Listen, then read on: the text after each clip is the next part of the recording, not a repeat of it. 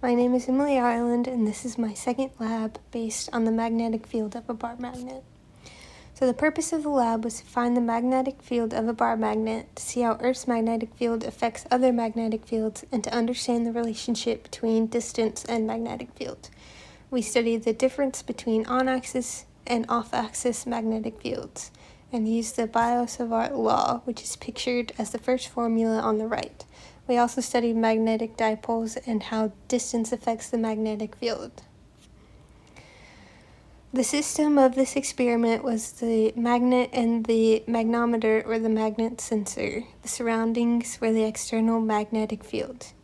And the procedure was done by aligning the setup to compensate for Earth's magnetic field, aligning the sensor east-west to zero out the X component, locating the sensor on the phone, and measuring the magnetic fields at various distances along the magnet's axis. And then we did the same procedure, measuring different distances for off-axis measurements. Here's the data we got from the on-axis measurements. We took 3 at each spot and found the average, and then the Excel sheet formula created a linearization of the data with y equals negative 2.7327x minus 13.723 as the formula. So calculating mu, we found that n is negative 2.7327, and this was acquired from the slope of the graph. And then L and K is negative 13.723. Using the formula on the right and putting ln on both sides, we're able to calculate for mu, which is 5.295 meters squared. And this was our off-axis data, which was the same except turned 45 degrees to one direction from the magnet. And as you can see, it's d-perp away from both the x-axis and the y-axis for a new d distance. So the code, these snippets are basically the only parts that were changed from the starter code. As you can see on the left, mu mag is changed to 5.295, and the function below is created to calculate the magnetic field, and then on the right, d-perp is made to be 0.246. And this is the result of the code. The magnet is the white bit in the middle, and the orange arrows are the on-axis data. The blue arrows are the off-axis data. As you can see, they're going in different directions.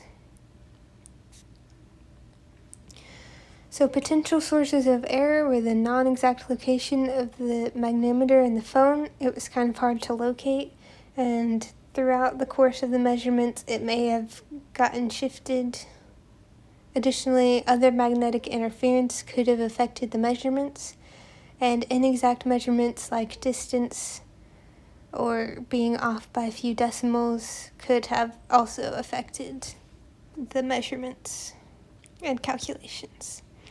So observations: when the magnemeter is far away, it measures a near zero magnetic field in the x direction.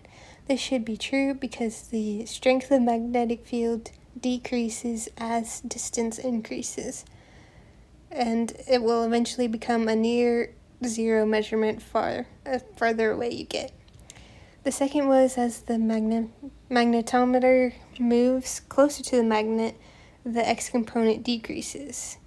This is incorrect because as it moves closer to the magnet, the x component increases. The third is the position of the sensor has no effect on the measured x component of the magnetic field. No, this isn't correct. As we have earlier discussed, distance does have an effect.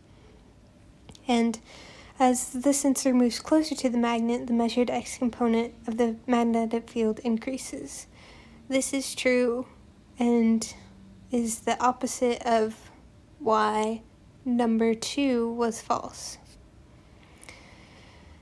In the experiment, we compensated for magnetic north, but if we hadn't done that, it would have resulted in inaccurate measurements for the field of the bar magnet. the Earth's magnetic field would have had an effect on the sensor, and so the bar magnet's magnetic field would not have been isolated, which would have meant that the Earth's magnetic field was also calculated along with the bar magnet's magnetic field. And if we had two identical magnets and redid the experiment, it would essentially double the magnetic dipole. So the magnitude of the magnetic field is doubled, but the direction would remain the same. Thank you for watching.